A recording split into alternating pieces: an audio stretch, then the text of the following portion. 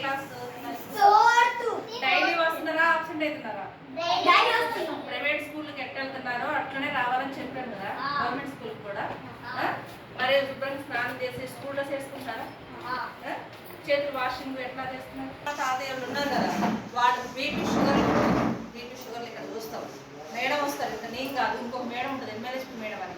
ఆ madam BP షుగర్లు చూస్తారు ఎప్పటికప్పుడు. మేము టాబ్లెట్స్ విలేజ్లలో మేము ఇంటింటికి ఇస్తాం కదా, ఆశా వర్కర్లు వీళ్ళు వస్తారు కదా, అట్లా ఇస్తాం. ఏ టాబ్లెట్లు కావాలన్నా హాస్పిటల్కి ఇప్పుడు మన మేనేజర్లు ఎట్లా వెళ్తామో ఇక్కడికి రావచ్చు. ముందు ఇక్కడికి వచ్చిన తర్వాత మేనేజర్కి పంపిస్తాం. ఇంజక్షన్లు మాత్రం చేయగానే టాబ్లెట్ వేయవచ్చు. ఓకేనా?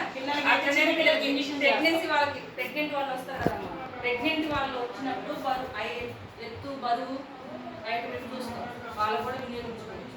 మీలాంటి పిల్లలు ఎక్కడే వచ్చినప్పుడు ఏంటి మీరు ఏం చేస్తారు? దేనికి వస్తారు మీరు? స్కూల్కి అది ఇక్కడ రావాలి, దేనికి వస్తారు? వస్తుంది కదా, ఇక్కడ కూడా వినియోగించుకోవచ్చు. మీరు ఏంటంటే మీ జ్వరం ఎట్లుంది ఏంటంటే మేము ముందు చూస్తాం, జ్వరం చూసిన తర్వాతనే టాబ్లెట్ ఇస్తాం. మీ ఇంట్లో సొంతంగా చేసుకోవచ్చు. మీ ఇంట్లో పెద్దవాళ్ళకి ఎవరైనా టాబ్లెట్లు కావాలని ఇక్కడ పంపించవచ్చు, మీరు కూడా చెప్పవచ్చు మీ నాన్నకి, అమ్మ వాళ్ళకి. పిల్లలకి చిన్న పిల్లలు కూడా కదా